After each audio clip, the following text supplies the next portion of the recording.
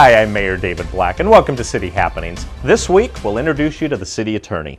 And as you've heard all year, Sump Library is 90 years old, and it recently held its official birthday bash. Now we'll take you to the library's ribbon cutting. And the library also has some wonderful summer programs. Some is live entertainment. You'll get to see and hear one of those programs. Up next is City Happenings for the week of August 29th. Thanks, Mayor Black. The newest face in City Hall is the city's new attorney. Learning names, departments, and what people do has all been part of the learning process. One of the things that I've been learning here over the last few weeks is, how we have done the work here in the past. I know we've had outside counsel, Mike Sherber. He's done a fine job for so many years, and he continues to serve as a great resource to me, as do several other attorneys that the city has employed in the past. So anyway, just getting to know the job, and it's very exciting. It's been definitely a learning experience for me too, and so anyway, it's been a real pleasure. I've really enjoyed my time thus far. Certainly, as a fairly long-time resident of the city, I already had a certain base of knowledge in terms of some things that were already happening. But in my field, I also realized that there are always different sides to any story, and sometimes what you read in the paper in terms of what's happening with City Hall, I realized that's one perspective. So one of the things I intently did coming to this position was to try to have that open mind as best I could. I think one of the things that I can offer to the city is more ready access to legal services. Already it happened just within the first week or two. Various key staff members would have projects that, have, probably not have warranted, I guess, maybe the attention of the city attorney, the part-time city attorney, but still they need some guidance, they need some input, they need somebody to bounce ideas off of. And so I think my regular presence here is going to be able to offer that to the staff here. And as you say, we all have to express our opinions in terms of what needs to happen. And so my goal is to basically work with everyone to hear. I've really been spending the time these last weeks listening to what the needs are and why they view those as needs. Some things are not as big as they may think they are in terms of the concerns that they may have. They just need somebody to sort that out with.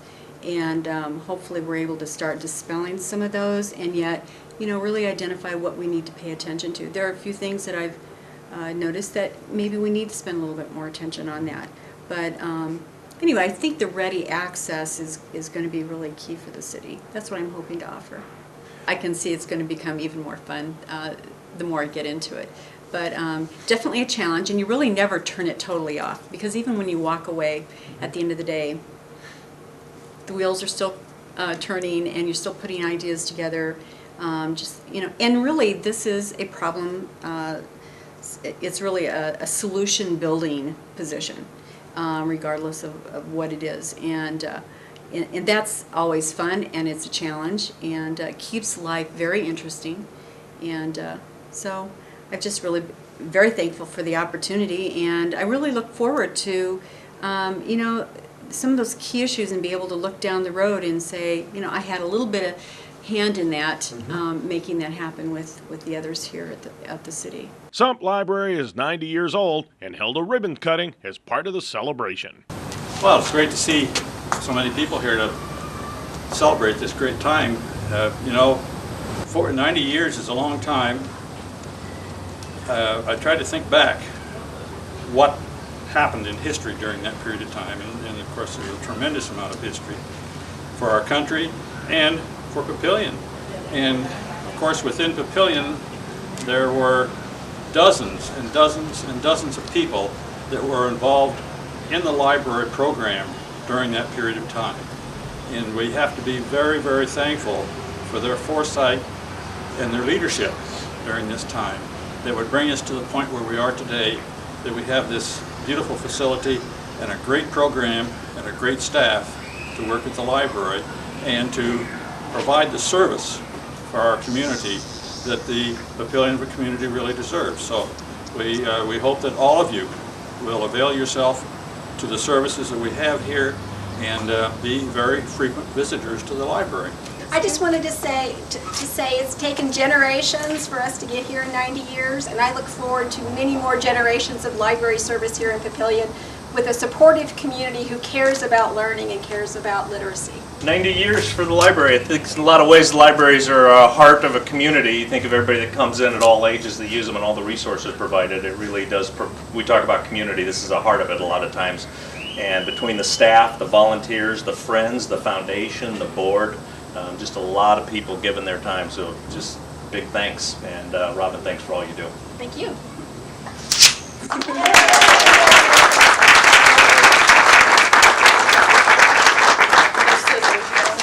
The library is noted for its fine summer programs. One featured a world percussionist who is passionate about his work. I love my job, I love my work, and I love to be able to play drums in a library. And I love kids as well. But the concert is called Drums of the World, so it ties into the library really nicely because there's different cultures represented through various instruments that I play. Some drums that I actually make with kids, they're frames and they're taped with 2-inch wide clear packaging tape. One of my goals is to come back here years from now and see the kids are still playing those, whether it's a school or wherever. To be able to play and to be able to share instruments that I really enjoy playing.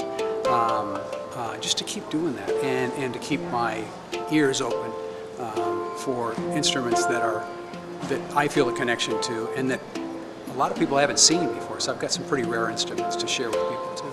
Oh, just sheer delight. For me, just performing, doing that, and then working with the kids, you never know what kids are going to do. You never know. So put a pair of sticks in their hands and then hand them these drums, have them come up in front of everybody and play. You never know. You never know. And the younger the better, because they're not thinking too much. They're not concerned about what other people are thinking about them. So it's pretty wide open, whatever. It's unbelievable that we're already into the last week of August and that summer is quickly fading. That means that school's back in session, so please be aware of the increased traffic on city streets and in neighborhoods. And there's a fun event scheduled for Sumter Amphitheater. Hairball is a show described as a bombastic celebration of arena rock. It's a Minnesota group that pays tribute to the arena bands like Kiss, Whitesnake, Bon Jovi, AC/DC, and many others. It happens at Sumter on September 3rd. Get your tickets now. For more about Papillion, go to www.papillion.org or just call the Mayor's Hotline at 402-827-1111. Thanks for watching.